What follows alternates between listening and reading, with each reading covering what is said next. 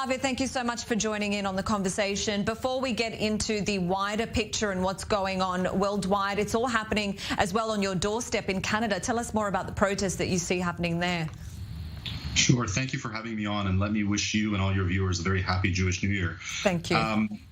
The protests have been taking place globally. There have been large protests, spontaneous protests here in Toronto, where I am, where there's a large expatriate Iranian population.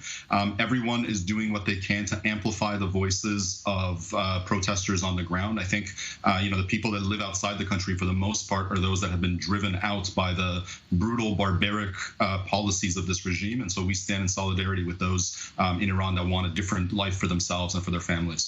And also, one can just imagine, Kaveh, how much these protests are pitting protesters against the government. How serious of a test is this to the state's authority, do you think?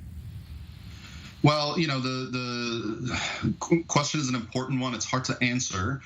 These are widespread protests, and they're angry, and the message that underlies them is, down with the Islamic Republic, death to the dictator. So, Iranians in large numbers are declaring that they're done with this regime. They don't want to try to reform it. They don't want to try to work within the system. They think that it can't evolve, that it must be overthrown.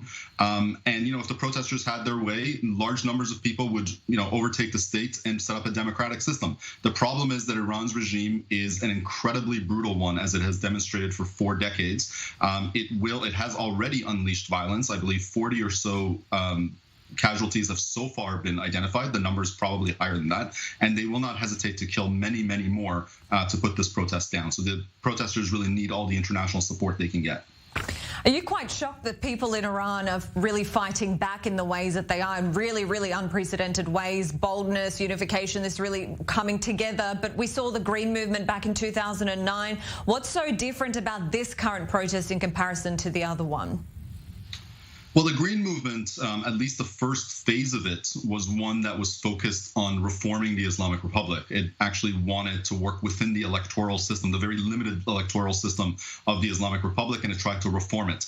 This protest has no illusions about the ability of the Islamic Republic to reform itself. The message is very clear. They want the Islamic Republic gone. They want a democratic system in its place. And also, as you mentioned, the protesters are much more fearless now. They know that it doesn't matter whether or not they protest peacefully, they are going to get attacked by the security forces. And so they're fighting back. They have nothing left to lose.